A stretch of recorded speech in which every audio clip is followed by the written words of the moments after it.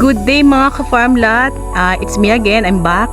It's Olive Santos po dito po sa Greenfield Realty.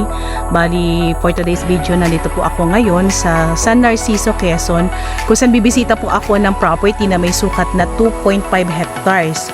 So, sa mga naghahanap po ng mga maliliit na cut, yan po, panoorin nyo po itong video na to. Baka ito na po yung property na magiging fix po sa inyong farmlat na gusto pong i-avail po So nagsimula na po ulit ako mag video dito sa may mismong pinakaloob, and then mamaya papakita ko po sa inyo yung road sa bandang huli po ng aking pagbablog po So papasukin ko muna po si 2.5 dito sa San Narciso, Quezon, para makita po natin kung gaano kaganda to.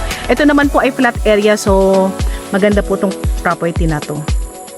So ayan, kung sakali po magustuhan nyo to pong ibablog natin for today na farm lot, pwede nyo po kaming i-message sa aming WhatsApp and Viber na mag-a-appear sa inyong mga screen. Ayan, so ano pa hinihintay natin? Tara, ikutin po natin si 2.5 hectares dito po sa San Narciso, Quezon. So tara, ikot tayo. Bali, dito po ako nagsimula dun sa may bandang likuran po nung property po. So kagandahan po kasi nito, itong property po na to ay may dalawang road. So yung isa po na nasa may harapan is, ayan po, dikit po siya ng kalsada. And then yung isa naman po is magkakaroon po tayo ng right of way na nasa about 30 meters. So mamaya papakita ko lahat sa inyo yan, and then i-explain ko po yung mga road niya na nagkukonekta po dito sa may property po. So pakita ko muna sa inyo yung pinaka-area niya. Ayan, medyo masukal. And then sa 300 na niyog po niya, kasama na po yung mga maliliit na bagong tanim. Ayan po, ang dami mga bagong tanim niyang niyog. Hindi pa halos namumunga yung iba. So yan, lakad pa rin po tayo. Bali, kung mapapansin po natin yung medyo mataas na puno na yan, yan po ay hindi na po kasama sa property. Yan po ay boundary to another property po. So ang korte po ng lupa, ayon po kay second owner po kasi yung kasama natin for today. Siya po yung nag-guide po sa atin, so kabisado po talaga niya yung mga boundaryhan dito. So ang korte po ng lupa is nag-letter C. So ganun po yung pinaka hugis niya.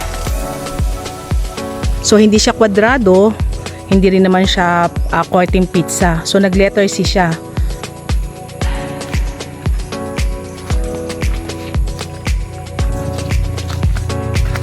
So balik po tayo dun sa may sinasabi kong nilulukad po ng niyog na to. Ito po ay naglulukad po ng nasa 10,000 pesos po. So convert na po natin sa pesos. So 10,000 pesos po every 45 days. And then kung aalisin po lahat ng gastos, natitiran po si owner ng nasa halos 6,000. So may sure return income na po kada 45 days.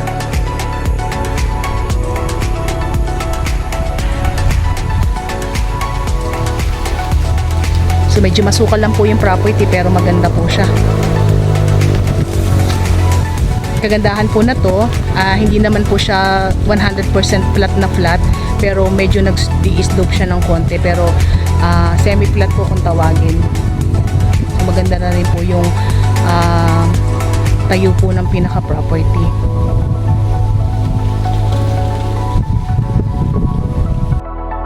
So yan, papasukin pa natin yung ibang part. Yan, kahit medyo masukal, go pa rin tayo para mapasok natin yung kabuuan po ng property. Hindi man natin masuot talaga yung kabuuan, yung ibang mga part, pero at least nakita po natin yung ibang part na kung ano itsura niya. So talagang medyo masukal lang.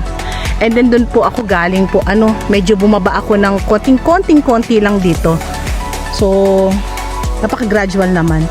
And then mapapansin din po natin, marami tayong mga puno ng kawayan.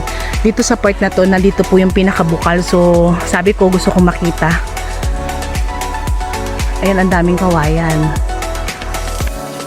Ay, konting linis lang tong property na to. Ay, napakaganda nitong property na ito. Kagandahan po nito, walang bundok, slope lang, konting-konti lang. And then kagandahan din po ng ating mga binablog po na property po, mostly po na binablog po natin ng mga property is malaki yung sukat, and then mababa po yung price. So nasa description box na po namin yan.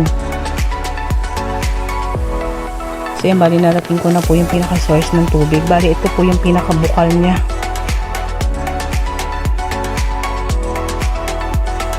Naiinuman to, kuya? Okay, ganda, no? Lilinisin lang. Saka hindi kasi nila tinakpan. Yan, pwede pong inumin yung tubig na yan.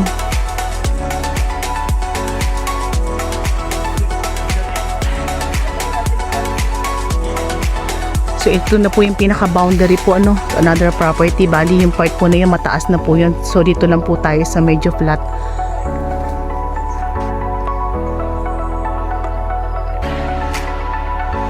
Yan, kahit masukal, go na go pa rin po tayo para makita po natin yung magagandang part po ng property. Katulad nito, napuntahan po namin yung pinaka bukal niya. Dalawa po yung source ng tubig po dito, isang bukal at isang sapa. So ito yung bukal, ito yung pwedeng pagkuhanan ng mga inumin. So yan po, meron po tayong sapa pa rin dito. Bukod po dun sa kanina na bukal na pinakita ko, ayan, meron tayong sapa dito na ang ganda ng daloy ng tubig. So kung madidinig po natin yung lagaslas po, nanggagaling po siya dun sa may pinakalalim po na yun. Ayan, pakita natin. Tapos ang daming kawayan, ayan. And then medyo meron po tayong konting overlooking po dito. Ayan, medyo mataas po yung part na yan, pero konti lang po yan. Pero sabi ni kuya, nandun po siya sa may pinakadulo naglalakad. Papakitaan daw po niya ako ng isang overlooking na kita daw yung dagat. So tingnan natin kung totoo. So go ako dyan pagka mga overlooking. Tingnan natin. And then habang naglalakad tayo, explain ko lang po about dito sa documents po ng property po na to. Bali ito po ay TCT title, and then patay na po si owner. So yung pinakaanak na lang po yung nagbebenta. Bali sila po ay dalawang magkapatid. So sila na lang po yung pipirma para sa ating extrajudicial po. Ang ganda. Yung sapa po niya, habang binabaybay ko yung papasok, ayan, nagbabaybay din po yung pinakasapa niya. So ito, konting linis lang po ito. Talagang maganda tong property na to. So yan, bali ito mga niyugan na to, sakop pa po to. And then yung mangga po na yun, sakop yan. Ayan yung ating si second owner, tuturo po sa atin yung pinaka dagat niya. Yung makikita doon po natin yung dagat sa overlooking. So tara po tayo.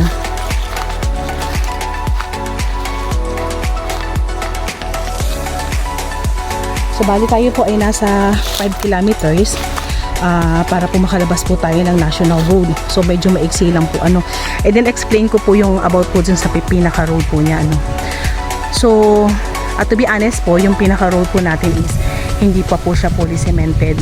So dun sa unang part na siguro nasa 2 kilometers po yung hindi pa siya nasisemento, and then talagang mahirap yung daan, pero hindi naman po siya maputik, medyo mabato siya. So yung pinaka road is hindi siya hihirapin dahil mababalaho, pero hihirapin siya kasi aldag-aldag po yung nangyari po sa amin sa pagbaybay po namin ng pinaka road. Pero the rest po is cemented naman siya.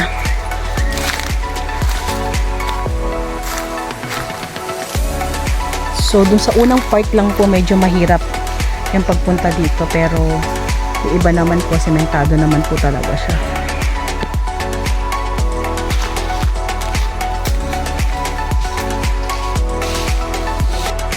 So ayan, merong pinyahan po dito. Yan, nagtanim po ng pinya si kuya dito sa may part na to, dito sa may tabi ng overlooking. So yung iba daw po na ani na niya. Ay, si kuya may dala siyang pinya. And then meron pong kubo doon na dating pinagpapahingahan po nila. So explain ko lang po about dun sa tayo po ng pinakalupa. Bali dun sa unang pagpasok po namin dito sa may property kung saan nandun yung 30 meters na right of way, yun po ay flat. And then pag habang pumapasok po kami nagiging slope na gradual, and then kagandahan po nito may mga part po na overlooking pero hindi siya upland. Overlooking siya na mapupuntahan mo siya pero hindi ka hihingalin. So yun yung kagandahan nitong property na to. And then isa pa, saganang-sagana to sa tubig. Meron tayong bukal, meron tayong sapa. So wala tayong magiging problema sa source ng tubig. And then yung kuryente po natin halos tabihan lang po ng property.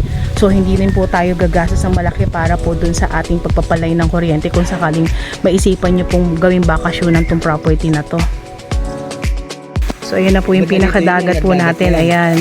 Ito po yung makatingan ng naman. Ayan. Medyo maano lang, mataas na sikat ng araw, hindi makita yung ano niya. Pero oo, kitang-kita na po yung dagat. Yung dark mo. Yung dark mo lang mo. Kita naman yung kahoy sa kabila. Yung kantung tabihan. Yung nakaba-green. Oo, masukal lang talaga eh. Doon ang araw. Opo. Pero ayun na po yung dagat oh. Dito sa may mga 4 na puno ng niyog na yan, ayun na yung pinakadagat Yung niya. kabila. Kita naman yung may kahoy. Yung tabing dagat sa kabila.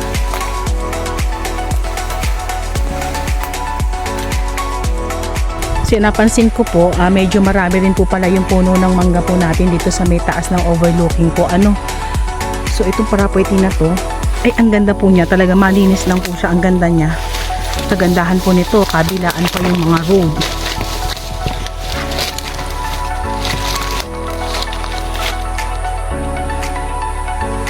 Kompletong-kompleto po itong property na to mula sa source ng tubig, kuryente, flatland, slope, and then overlooking. Ay, ganda. Maganda po. May mga hardwood tayo May mga mahogany po tayo dito. Tapos yung puno po ng saging natin, nasa 300 po siya. Good for investment, magandang pag-alagaan din po ng mga hayop at at the same time po ay pwede po tayo magdagdag ng mga pananim dito.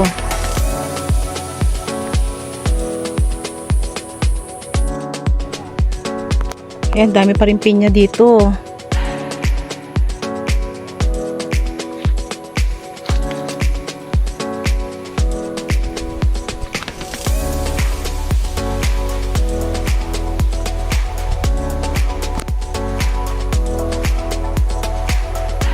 So meron po tayong nasa 1 kilometer lang, meron na po tayo makikita po nitong school, elementary school. And then ito po ay nasa 6 kilometers po away from town proper po ng San Narciso po. So medyo malapit po tayo sa town proper. And then kagandahan po nitong property po na to, doon sa unang entrada po natin papasok dito sa may barangay road, ang ganda po ng road niya, as in malapad. So yan po ay ipagpapatuloy po hanggang dito sa may property. Dangan nga lang po ay unti-unti lang pong pinaprocess po yung mga kalsada po pero doon sa may pinakadulo ng road kung saan babagtasin po namin yung papunta po doon sa pinakadulo po niya, yun po ay almost cemented road na po lahat. So nauna pong sementohin po yun kasi may tatagusan pong isang barangay po yung property, ay yung pong road po na yun, I mean. So ito na lang pong natitira po na nasa 1 kilometer or 1.5 kilometer ang hindi pa po nasisemento. So ang style po ng kalsada natin is cemented and then rough road, cemented and then rough road. So yan, bali naglalakad pa rin po kami.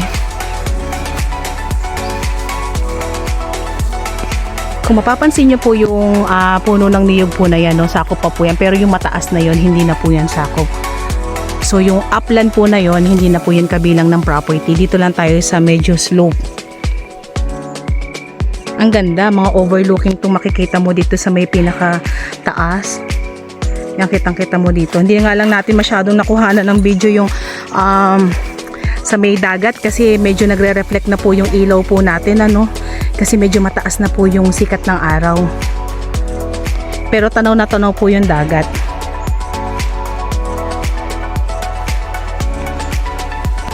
So yan, lalabas po kami ng property para pakita ko naman po sa inyo yung isang, yung pinaka mga road po niya, babagtasin po natin yung mga road na sinasabi ko po sa inyo na may right of way na 30 meters, napasok po ang sasakyan, and then meron po tayong katabi po ng old road, pero daw po yung old road po na yun ay nakapasok na rin po sa municipality po natin, and then yun po ay mga pirmado na po ng mga owner or mga may-ari po ng properties po dito sa binablog po natin, yung mga katabi po niya.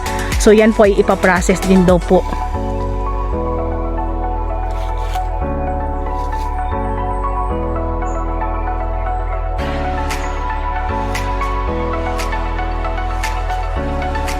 So yan po, ayan, bali nakalabas na po kami ng property. Bali dito po ako lumabas kung saan nandun yung sinasabi ko po sa inyo, dikit po siya ng kalsada. So ito pong road po na to is 2.5 meters po yung dinonate po ng bawat property po dito. So nagpasa na po sila ng resolution, and then sa munisipyo po yun, so nagpasa po sila ng resolution, and then nilabas po ulit yung resolution na yun, and then pinapirma po ang lahat po ng mga properties dito na nagpapatunay na sila po ay nagdo-donate ng ating 2.5 meters na magiging lapad po ng property. So magkakaroon po tayo ng 5 meters na lapad ng property para po magkaroon po tayo ng cemented road. So ayan po yun. Doon po yung pinaka barangay road po na pinasukan po namin. So ito na po yung magiging road ulit papunta po rito sa property kung saan po ako lumabas. Ayan po. So ito po yung tabi ng kalsada. And then mamaya papakita ko naman po sa inyo yung magkakaroon naman po tayo ng possible din na daan kung saan kukuha po tayo ng 30 meters na right of way. Doon po sa may unahan yon kung saan nagsimula akong mag-vlog. So ito pong mga saging na yan, kasama na po sa property yan. And then ang magiging boundary po niya is itong medyo puting niyog na to. So ito pong lahat na to, sako po ng property yan. Hanggang doon pa po yan. So magkakaroon po tayo ng frontage dito sa may pinaka-barangay road. Kasama rin po ang kawayanan na yan. And then ito pong road na to, is tatagos po yan ng national road po ng Aurora. So bali po itong road na to is magkakaroon po ng, meron pong barangay dun sa may dulo, yun po ay barangay Talinting. So paglabas po ng barangay Talinting, yun naman po ay national road na. So yan po ay maglalaro po yan sa nasa 10 kilometers po para po magkaroon ng road papunta dun sa national road. So mapapansin po natin na sud-sud na siya. Ayan o.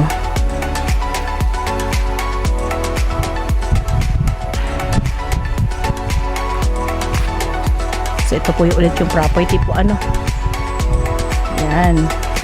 And then maglakad na ngayon po tayo dun sa may pinaka road po natin para makita naman po natin yung sinasabi ko po sa inyong 30 meters na magiging right of way natin sa unahan naman po ng property. Lakad tayo. So kanina po, tinatanong ko po si owner kung pasok po ang sasakyan dito pag umaaraw. So pasok na pasok daw po ang 4 wheels dito.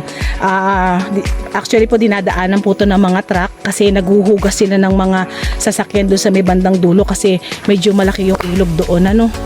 So pasok na pasok po ang ating 4 wheels. Dahil nga lang po medyo maputik na yun at ilang araw na nag-inulan dito sa Quezon. So yan, nandito na po ako sa may pinaka road. Yung sinasabi ko nga po sa inyo na pasok ang sasakyan po So dito na ako sa may pinakabungad. Susum lang natin. Bali dun po sa may gawin na yun na po yung cemented road po kung saan kami galing. And then ito na po yung pinaka road na sinasabi ko po sa inyo na nagbigay po ng pinaka 2.5 meters po ang bawat isa sa mga nagmamay-ari ng mga properties po dito, take 2.5 meters. So yan po, dun po ako may galing. So pasok na pasok po yung sasakyan natin. And then ito naman po yung sinasabi ko po sa inyo na magkakaroon po tayo ng right of way na 30 meters para makakarating po tayo dun sa may property. So mapapansin po natin yung saging na yun kung saan ako doon unang nag-video, yun po yung property. So dyan po flat po yan. So kung babagtasin po natin itong daan na to hanggang dun sa property, pasok na pasok rin po yung sasakyan kasi flat po yung dadaanan and then flat po yung property dun sa may unahan po. So ayan po, malinaw po yung about dun sa daan po natin. So ulitin ko lang po, ito po yung 30 meters na right of way dito sa unahan na dadatnan natin ng property, and then sa likod po na yon kung saan ako galing dun sa road na to, kung saan nagkaroon na po ng mga donation po ang mga taga dito, doon po tayo magkakaroon ng frontage doon sa likod naman ng property po ano. So may frontage po tayo na 40 meters doon, pasok din po ang sasakyan. So yan, lalabas na po ako ng pinaka barangay road, cemented barangay road kung saan kami galing. Ayan. So yan po, kung sakali magustuhan nyo itong property na to, ayan, pwede na po kayo magpa-reserve. Ready po na po kami sa reservation. And then, nasa description box po namin yung price nito. So magugulat po kayo, medyo mura po itong property po na to. Ano? So ito po ay San Narciso, Quezon. So yan, avail na po kayo, mga ka-farmlat.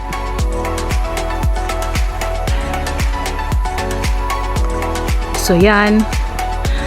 So by the way, it's me again, Olive, dito po sa Greenfield Realty. Isang magandang property na naman yun na bisita natin for today. So sa mga naghahanap ng property na kompleto na, overlooking, flat, slope, and then malapit sa kuryente, may road, and then may overlooking po ano. So ayan, avail na po kayo. So yan, uwian na. Thank you po.